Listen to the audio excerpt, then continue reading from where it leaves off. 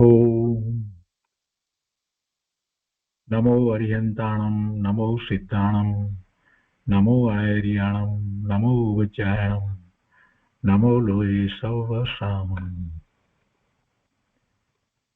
પૂજ્ય ગુરુદેવ કાંજી સ્વામીના ક્રમબદ્ધ પર્યાય ઉપરના પ્રવચનોનું સંકલન, એમાંથી આપણે ક્રમબદ્ધ પર્યાયનો સ્વાધ્યાય કરી રહ્યા છીએ. ગુરુદેવે સ્વરૂપની પ્રાપ્તિ માટેનો આ ક્રમબદ્ધ પર્યાયના નિર્ણય દ્વારા એ ઉપાય બતાવ્યો છે.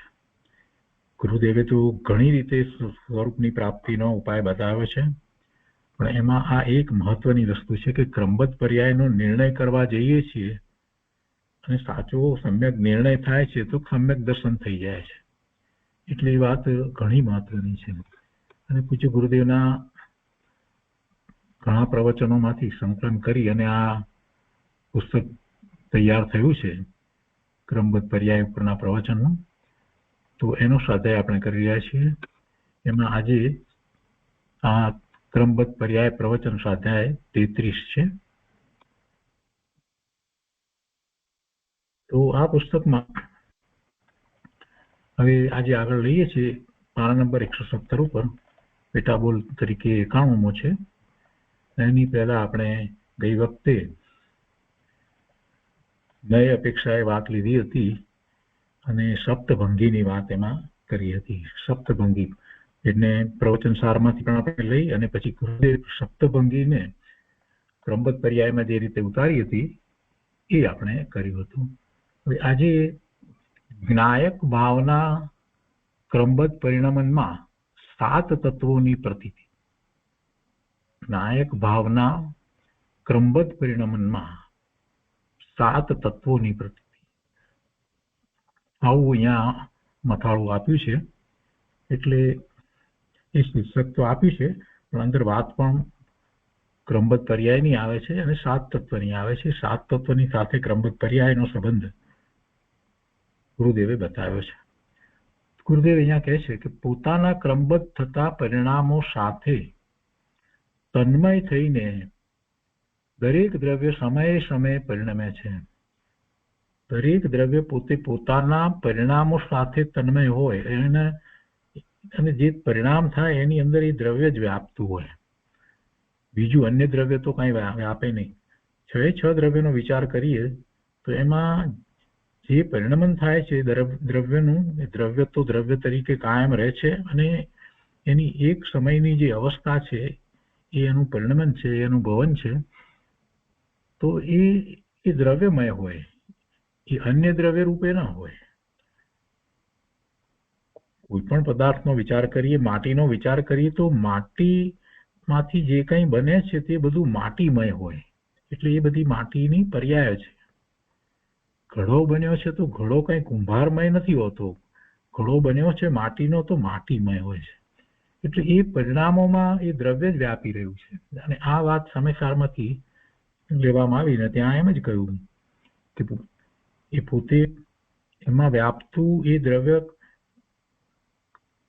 ક્રમે પ્રવર્તી રહ્યું છે, ક્રમ અનુસાર પોતાના પરિણામોમાં પ્રવર્તી રહ્યું છે. એટલે એમાં એ પરિણામ તો થાય છે, એક પછી એક પરિણામ થાય છે, દરેક સમયે સમયે અવસ્થા બદલાય છે. પણ એમાં એક વાત મહત્વની હતી જેના ઉપર કોઈનું લક્ષ નહોતું ગયું. એ ગુરુદેવે સ્પષ્ટ કર્યું કે પોતાના પરિણામ થકી ઉપજતું થતું દ્રવ્ય જે છે તેમાં એ દ્રવ્ય પોતે જ વ્યાપે છે, એ જ ઉપજી રહ્યું છે. પરિણામોની અંદર એ જ છે, પર્યાયમાં એ જ દ્રવ્ય છે. પણ એમાં ક્રમનિયત પરિણામ એમ વિશેષણ મૂક્યું હતું. એ ક્રમનિયત પરિણામ પર કોઈએ ધ્યાન આપ્યું ન હતું. અને ગુરુદેવે એ વાતનો ટંકાર કર્યો કે એ પરિણામ છે ક્રમનિયત છે. એ પરિણામોમાં જીવના પરિણામમાં જીવ જ ઉપજી રહ્યો છે અને અજીવના પરિણામમાં અજીવ જ રહ્યું છે. આ બધી વાત તો બધા કરતા હતા, પંડિતો બધી એ વાત તો કરતા હતા, પણ પેલું ક્રમનિયત પરિણામની વાત જે હતી એના તરફ કોઈનું લક્ષ ન ગયું. ગુરુદેવે એ વાત કાઢી કે એ ક્રમબદ્ધ થતા પરિણામોમાં શું વ્યાપી રહ્યું છે? એ દ્રવ્ય જ વ્યાપી રહ્યું છે, દ્રવ્ય જ ઉપજી રહ્યું છે એના પરિણામો રૂપે. પણ એ ક્રમબદ્ધ, મૂળ વાત તો એ લેવી છે કે એ પરિણામો જે થઈ રહ્યા છે એ ક્રમબદ્ધ થાય છે. એક સાથે 2-4 પરિણામ થાય છે એમ નથી, ને પરિણામો થાય છે આડાવડા પણ થતા નથી. એટલે પોતાના પરિણામો સાથે એ પોતાની પર્યાય સાથે એ દ્રવ્ય તન્મય તો છે, પણ એ પરિણામો કેવા છે તો કે ક્રમબદ્ધ થાય છે. દરેક દ્રવ્ય સમયે સમયે પરિણમે છે. દરેક દ્રવ્ય એમાં રહેલા ગુણને કારણે, દ્રવ્યના ગુણને કારણે એ દરેક દ્રવ્ય સમયે સમયે પરિણમે છે. દ્રવ્ય, ક્ષેત્ર, કાળ, ભાવ ચારેય સમયે સમયે નવી નવી પર્યાયપણે પરિણમી રહ્યા છે. તો સ્વભાવ સન્મુખ પરિણમતો આત્મા, આપણે તો મૂળ વાત આત્માની લેવી છે. બધા દ્રવ્ય પરિણમે છે અને પરિણમન છે એ ક્રમબદ્ધ થઈ રહ્યું છે. બધા દ્રવ્યોને માટે એમ જ છે, પણ મૂળ વાત આપણે તો આત્માની લેવી છે. જ્યારે આત્માનો એવા ક્રમબદ્ધ પરિણમનનો નિર્ણય થઈ જાય છે તો સમ્યક દર્શન થાય છે. એટલે એ વાત મુખ્ય છે. અહીંયા ગુરુદેવ કહે છે કે સ્વભાવ સન્મુખ પરિણમતો આત્મા, પોતાના પરિણામ અને એ કેવા એનું લક્ષ્ય સ્વરૂપ તરફ છે ત્યારે, એટલે સ્વભાવ સન્મુખ પરિણમતો આત્મા પોતાના જ્ઞાતા ભાવ સાથે અભેદ છે અને રાગથી જુદો છે. પોતાનો જેવો સ્વભાવ છે એ જ પ્રમાણે એના પરિણામ થઈ રહ્યા છે. અને એવું ક્યારે થાય છે કે જ્યારે એ સ્વસન્મુખ થઈ અને પરિણમે છે. તો સ્વભાવ સન્મુખ પરિણમતો આત્મા, એના પરિણામ નિર્મળ થાય છે, શુદ્ધ પરિણામ થાય છે. અને એવા પરિણમનની અંદર ગુરુદેવ એમ કહે છે કે પોતાના જ્ઞાતા ભાવ સાથે એ અભેદ છે. પોતાના જ્ઞાન સ્વભાવ સાથે અભેદપણે એ પરિણમી રહ્યો છે. અને એમાં રાગ નથી, રાગથી જુદો છે. કેમ કે રાગ એના પરિણામ નથી.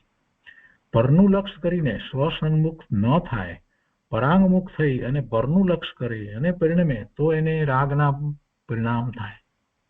પણ એમાં પોતાનો જે મૂળ સ્વભાવ છે એનાથી વિરુદ્ધ જાતના પરિણામ થઈ રહ્યા છે. રાગનો કાંઈ આત્માનો સ્વભાવ નથી અને છતાંય પરિણમન એવું થાય છે. તો એવી ક્ષણિક એવું ઉપાદાન એ વખતની યોગ્યતારૂપ હોય ત્યારે એવા શુભાશુભ ભાવરૂપ પરિણામ થાય. પણ એ કાંઈ આત્માનું સ્વભાવને અનુસરીને પરિણમન નથી. એટલે અહીંયા તો સ્વભાવને અનુસરીને પરિણમન લીધું છે. સ્વભાવ સન્મુખ પરિણમતો, સ્વરૂપનું લક્ષ્ય કરીને જ્યારે એ પરિણમન છે તો એ પરિણમનમાં એ ભગવાન આત્મા પોતે જ વ્યાપી રહ્યો છે. કેવી રીતે વ્યાપી રહ્યો છે તો જ્ઞાતા ભાવે, જ્ઞાતા ભાવ સાથે એ અભેદ છે. સ્વભાવ સન્મુખ પરિણમતો આત્મા પોતાના જ્ઞાતા ભાવ સાથે અભેદ છે અને રાગથી જુદો છે. આવા આત્માની પ્રતીત તે જીવ તત્વની ખરી પ્રતીત છે. એ જીવ તત્વની ખરી પ્રતીત છે. તત્વા શ્રદ્ધાનમ સમ્યક દર્શનમ કહ્યું, એમાં તત્વમાં જીવ તત્વની શ્રદ્ધા. તો જીવ તત્વ એ તો અનુભવનો વિષય છે, એ કાંઈ ઇન્દ્રિય જ્ઞાનનો વિષય નથી. ને એની સાચી પ્રતીતિ, એની સાચી શ્રદ્ધા તો અનુભવ દ્વારા થાય. અને એવી અનુભૂતિ કઈ રીતે થાય એ વાત આમાં દર્શાવી દીધી છે કે સ્વસન્મુખ થઈ અને જ્યારે પરિણામ થાય છે, એટલે કે ઉપયોગ સ્વ તરફ વળે છે ત્યારે જે પરિણામ થાય છે તે પરિણામ. હવે આવા પરિણામ જે થઈ રહ્યા છે એ પણ ક્રમબદ્ધ થાય છે. એ પણ ક્રમબદ્ધ છે. આવા આત્માની પ્રતીત એ જીવ તત્વની ખરી પ્રતીત છે. ગુરુદેવ આમાં એક 7 તત્વની વાત આગળ કરે છે કે મારો જ્ઞાયક આત્મા જ્ઞાયક ભાવપણે ક્રમબદ્ધ ઉપજતો થકો તેમાં જ તન્મય છે અને અજીવમાં તન્મય નથી. જ્યારે સ્વસન્મુખ થઈ અને પરિણામ થઈ રહ્યા છે ત્યારે પોતે ભગવાન આત્મા જ્ઞાયક છે. તો કે છે મારો જ્ઞાયક આત્મા જ્ઞાયક ભાવે ક્રમબદ્ધ ઉપજતો થકો. શેમાં ઉપજી રહ્યો છે? પરિણામની અંદર ઉપજી રહ્યો છે. પોતાના એવા જ્ઞાન સ્વભાવી પરિણામમાં એ ઉપજી રહ્યો છે. અનંત ગુણનો પિંડ છે તો અનંત ગુણનું એક રૂપ ભવન જે થઈ રહ્યું છે એમ એ ઉપજી રહ્યો છે. એટલે મારો જ્ઞાયક આત્મા જ્ઞાયક ભાવપણે ક્રમબદ્ધ ઉપજતો થકો તેમાં જ તન્મય છે અને અજીવમાં તન્મય નથી, રાગમાં તન્મય નથી. આવી સ્વસન્મુખ પ્રતીતમાં સાતે તત્વોની શ્રદ્ધારૂપ સમ્યક દર્શન આવી જાય છે. સ્વસન્મુખ પ્રતીતમાં એવા પરિણામ જે થાય છે એની અંદર ગુરુદેવે આ 7 તત્વને ઉતાર્યા છે અને એ વાત બતાવે છે કે સ્વસન્મુખ પ્રતીતમાં સાતે તત્વોની શ્રદ્ધારૂપ સમ્યક દર્શન આવી જાય છે. પહેલી દ્રષ્ટિએ આપણને એમ લાગે કે એમાં અજીવની વાત કેવી રીતે આવી જાય, સ્વસન્મુખ થાય અને એના પરિણામ પોતાના થાય છે. તો ગુરુદેવે એ વાતને સમજાવી છે. જરાક ચિંતન કરવામાં આવે તો એ વાત એમાંથી આપણને પ્રાપ્ત થાય છે. તો સાતે તત્વની વાત કઈ રીતે આવે છે એ સમજાવે છે. આ જીવના ક્રમબદ્ધ પરિણામ છે અને એ પરિણામ જ્યારે એ પોતે સ્વસન્મુખ થયો છે તે પરિણામ છે અને એમાં એને દ્વેત નથી, એ પોતે તે મય થયો છે, તન્મય થયો છે. શરૂઆતમાં જે વાત કરી તે મય થયો છે. તો એ પરિણામ જે છે એ અને આત્મા એ જાણે કે એક રૂપ થયા છે, તન્મય થયા છે, એટલે દ્વેત પણ રહેતો નથી ને એ પરિણામ ક્રમબદ્ધ થઈ રહ્યા છે. અને એમાં ગુરુદેવ કહે છે કે એમાં સાતે તત્વોની શ્રદ્ધા આવી જાય છે. એ પ્રતીતમાં સાતે તત્વોની શ્રદ્ધારૂપ સમ્યક દર્શન આવી જાય છે. એમાં પહેલું કહે છે કે જ્ઞાયક ભાવ સાથે જીવને અભેદપણું છે. જ્ઞાયક ભાવ સાથે જીવને અભેદપણું છે એવી શ્રદ્ધા થઈ. ક્યારે શ્રદ્ધા થઈ? સ્વસન્મુખ થઈ અને પરિણમે છે ત્યારે પોતે જ્ઞાન સ્વભાવી ભગવાન આત્મા છે. તો જ્ઞાન સ્વભાવી છે તો એવા પોતાના જ્ઞાયક ભાવ સાથે પોતાને અભેદપણું છે એવી શ્રદ્ધા થઈ અને તેમાં જ્ઞાયક સ્વભાવી જીવની પ્રતીત આવી ગઈ. જ્ઞાયક સ્વભાવી જીવની પ્રતીત આવી ગઈ એટલે જીવની પ્રતીત પહેલું તત્વ જીવ તત્વ, જેવું જીવ તત્વ છે એવા જીવ તત્વની શ્રદ્ધા થઈ ગઈ, એની પ્રતીત એમાં આવી ગઈ. બીજું અજીવની વાત કરવી છે ને, કે પોતાના જ્ઞાયક ભાવની ક્રમબદ્ધ પર્યાયપણે ઉપજતા જીવને અજીવ સાથે એકપણું નથી, તેમજ પોતાની ક્રમબદ્ધ પર્યાયપણે ઉપજતા અજીવને જીવ સાથે એકપણું નથી. એ રીતે અજીવ તત્વની શ્રદ્ધા પણ આવી ગઈ. પોતાની શ્રદ્ધા તો આવી પણ એમાં બીજી વાત સાથે નાસ્તિપૂર્વક જો વિચાર કરીએ, પોતાની શ્રદ્ધા થઈ એ તો અસ્થિપૂર્વકની વાત છે. તો નાસ્તિપૂર્વક વિચાર કરીએ તો નાસ્તિપૂર્વક શું છે? તો કે પોતાના જ્ઞાયક ભાવની ક્રમબદ્ધ પર્યાયપણે ઉપજતા જીવને અજીવ સાથે એકપણું નથી. પોતાની સાથે પોતાના જ્ઞાયક સ્વભાવની સાથે એકપણું છે પણ અજીવ સાથે કે અજીવના કોઈ ભાવ સાથે એકપણું નથી. એ નાસ્તિક કથન થયું. અને બીજી રીતે પણ વિચાર કરીએ તો એમાં એમ કહે છે કે જે અજીવ છે એનું પણ પરિણમન થાય છે અને એ પર્યાય એ પણ ક્રમબદ્ધ પર્યાય રૂપે એ અજીવ જ એમાં ઉપજી રહ્યું છે. તો એ અજીવને અજીવ સાથે એટલે એના પરિણામ સાથે એને એકપણું છે, તન્મયપણું છે, પણ એને અજીવને જીવ સાથે કાંઈ તન્મયપણું નથી. અજીવને જીવ સાથે એક પણ નથી. એ રીતે અજીવ તત્વની શ્રદ્ધા પણ એમાં આવી ગઈ. સાત તત્વની શ્રદ્ધા ગુરુદેવે અહીંયાથી બતાવી છે. જ્યારે આ રીતે પરિણામ થાય છે અને પછી જે પ્રતીત થાય છે ત્યાર પછીથી જીવ જ્યારે દશામાં રહી અને વિચાર કરે તો એને ખ્યાલ આવે કે સાતે તત્વની શ્રદ્ધા એને થઈ ગઈ. એ વાત ગુરુદેવ સમજાવી રહ્યા છે અહીંયા. ત્રીજું ચોથું બે લીધા છે અહીંયા. ત્યારે જ્ઞાયક ભાવે પરિણમતો સાધક જીવ તે કાળના રાગ આદિને પણ જાણે છે, પરંતુ તે રાગ આદિને પોતાના શુદ્ધ જીવ સાથે તન્મય નથી જાણતો, પણ આશ્રવ બંધ સાથે તેને તન્મય જાણે છે. પોતાના પરિણામ કહે છે કે જ્ઞાયક ભાવે પરિણમતો સાધક જીવ તે કાળના રાગાદિને પણ જાણે છે. એ વખતના જે શુભભાવ વગેરે સાથે રહેલા જે શુભભાવ વગેરે છે એને પણ જાણે છે. પણ એ શુભભાવ સાથે રહેલો શુભભાવ જે છે તો એને આત્મા સાથે તન્મયપણું નથી. એને રાગાદિ એ જે શુભભાવ થાય છે, રાગાદિને જાણે છે, તો કે છે કે પરંતુ તે રાગાદિને પોતાના શુદ્ધ જીવ સાથે તન્મય નથી જાણતો, પણ એના પોતાથી જુદા જાણે છે અને એ આશ્રવ અને બંધ સાથે તેને તન્મયપણું છે એમ જાણે છે. રાગાદિ પરિણામને આશ્રવ અને બંધ સાથે તન્મય છે. શુભ ભાવ અશુભ ભાવને આશ્રવ અને બંધમાં નાખ્યા, પુણ્ય અને પાપના કારણ રૂપે મૂક્યા. એ રીતે આશ્રવ અને બંધ તત્વની શ્રદ્ધા પણ આવી ગઈ. પછી બીજા બે તત્વની સાથે લીધી છે વાત, સંવર અને નિજરાની. તો જ્ઞાયક સ્વભાવના આશ્રય પોતાને શ્રદ્ધા, જ્ઞાન, આનંદ વગેરેના નિર્મળ પરિણામો થાય છે, તો તે સંવર નિર્જરા છે, એમાં શુદ્ધિની વૃદ્ધિ થઈ રહી છે, એમાં આશ્રવ રોકાઈ ગયો છે, આશ્રવ થતો નથી, એટલે સંવર છે. અને એમાં જે પૂર્વકર્મના ઉદયો જે આવ્યા છે એ ખરી જાય છે, એટલે એમ નિર્જરા પણ થઈ રહી છે, એટલે સંવર નિર્જરા છે. જ્ઞાયક સ્વભાવના આશ્રય પોતાને શ્રદ્ધા, જ્ઞાન, આનંદ વગેરેના નિર્મળ પરિણામો થાય છે, તો એ વખતે આશ્રવ નથી, તો બંધ પણ પડતો નથી, અને એ વખતે શુદ્ધિની વૃદ્ધિ થાય છે, એટલે સંવર અને નિર્જરા છે. તો તેને પણ જ્ઞાની જાણે છે, એટલે સંવર નિર્જરાની પ્રતીત પણ આવી ગઈ. અને પછી છેલ્લી વાત મોક્ષ તત્વની વાત. એમાં કહે છે કે સંવર નિજરા રૂપ અંશે શુદ્ધ પર્યાયપણે તો પોતે પરિણામે જ છે, અને પૂર્ણ શુદ્ધતા રૂપ મોક્ષ દશા કેવી હોય તે પણ પ્રતીતમાં આવી ગયું, એટલે મોક્ષ તત્વની શ્રદ્ધા પણ આવી ગઈ.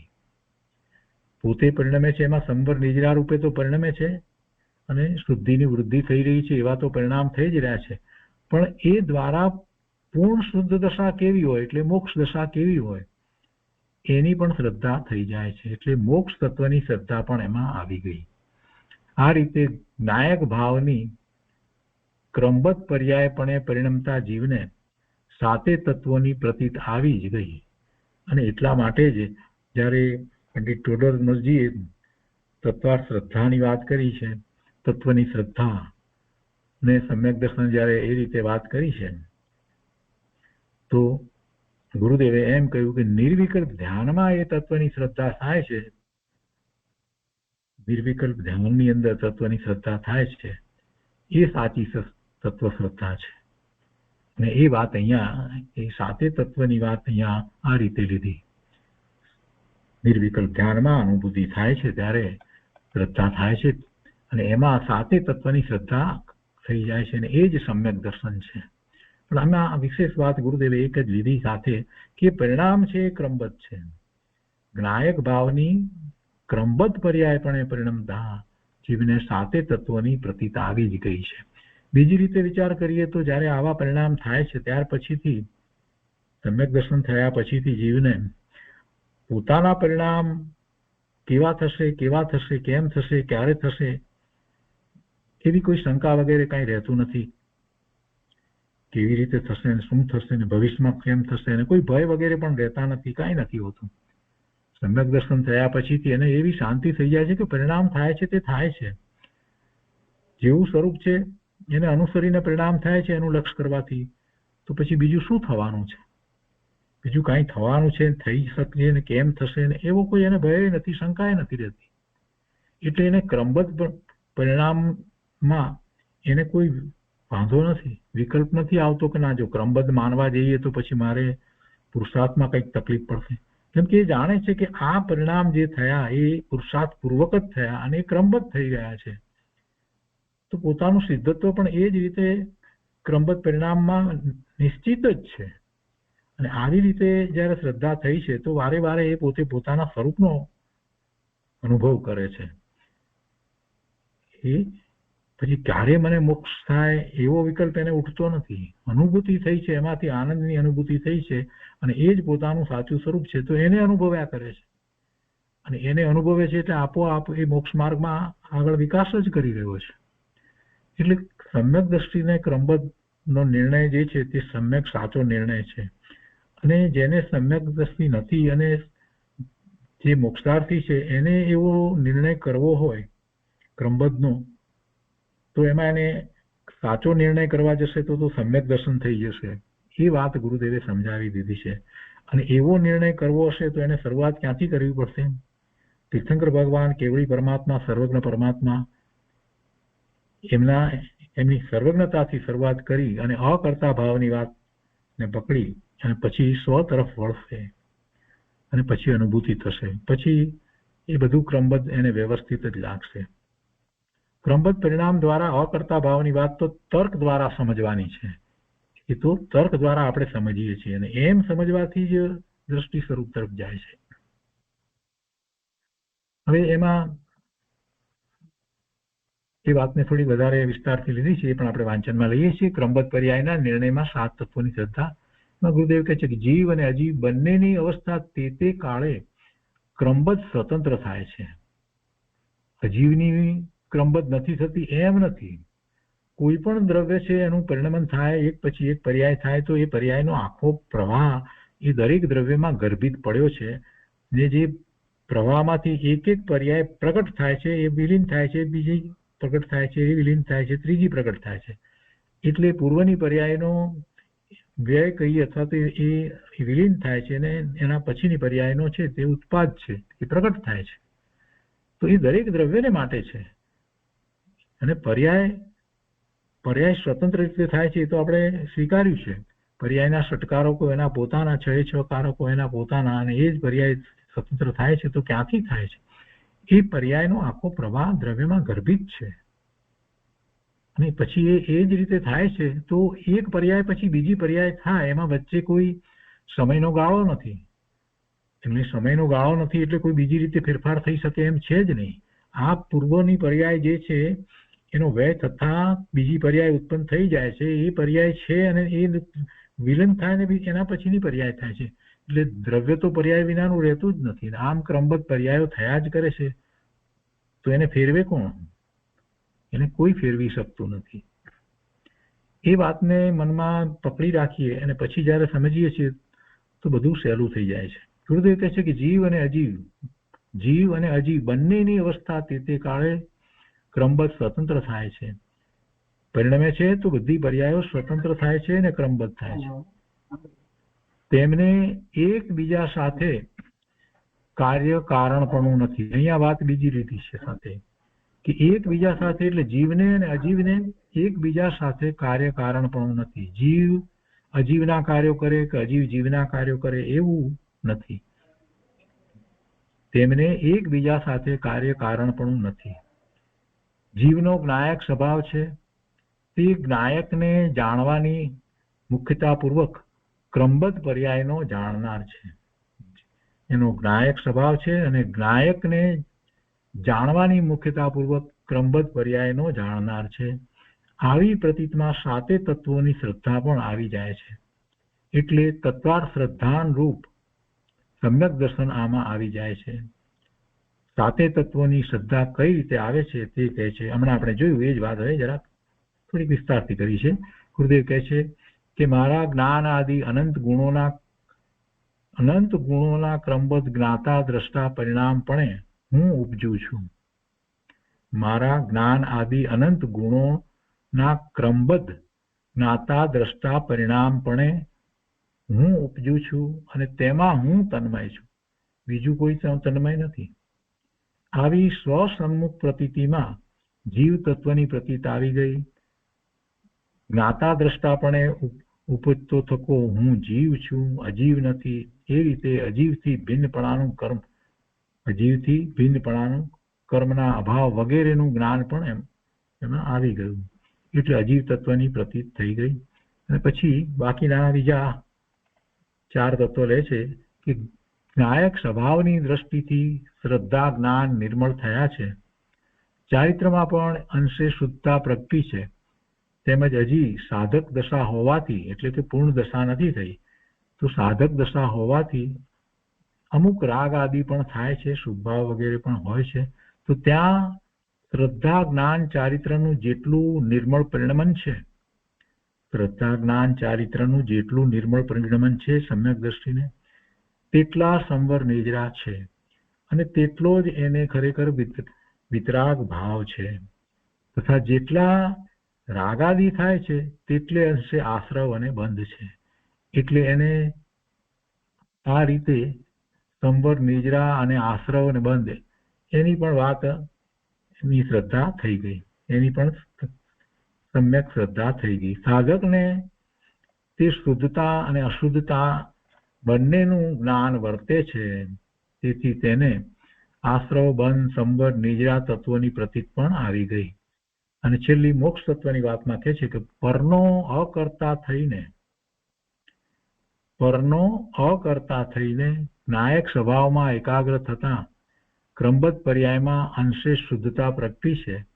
અને હવે આ જ ક્રમે જ્ઞાયક સ્વભાવમાં પૂર્ણ એકાગ્ર થતા પૂર્ણ જ્ઞાતા દ્રષ્ટા પણ કેવળ જ્ઞાન પ્રગટી જશે અને મોક્ષ દશા થઈ જશે.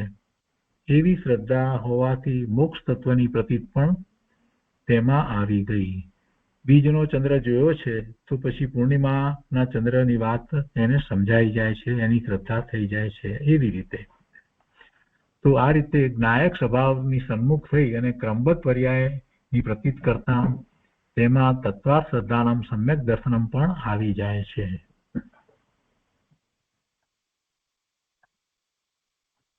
હવે એ પછી 5 સમવાયની વાત લીધી છે, પણ આજે આપણે એ 5 સમવાયની વાત નથી લેવી. 5 સમવાયની વાત ઘણી મહત્વની છે, કેમ કે જીવોને હજી પુરુષાર્થ ક્રમબદ્ધ પર્યાયમાં નથી રહેતો એ દલીલ જતી નથી, એના વિચારો ઘણા આવ્યા કરે છે. એટલે એ વાતને આપણે વધારે વિસ્તારપૂર્વક આવતા સ્વાધ્યાયમાં લઈશું કે ક્રમબદ્ધ પર્યાયનો નિર્ણય કરવા જવામાં પુરુષાર્થ ક્યાં છે, કેવી રીતે છે. પુરુષાર્થ વિના કઈ ક્રમબદ્ધ પર્યાય છે એમ કહેવાનો આશય નથી. તો એ 5 સમવાયને જ્યારે સમજીશું ત્યારે બરાબર ખ્યાલ આવશે. અને પહેલા આપણે જે સ્વાધ્યાય કર્યો હતો 3 કલાકનો એક ઘણા વર્ષો પહેલા, એમાં પણ એ 5 સમવાયની વાત આપણે બહુ સ્પષ્ટ કરી હતી કે ક્રમબદ્ધ પર્યાયની બધી જ વાત કર્યા પછી છેલ્લે એ વાત પણ આપણે લીધી હતી. તો એ વાત બહુ મહત્વની છે, તો આવતી વખતે લઈશું. તો આજનો સ્વાધ્યાય અહીંયા સુધી રાખીએ છીએ.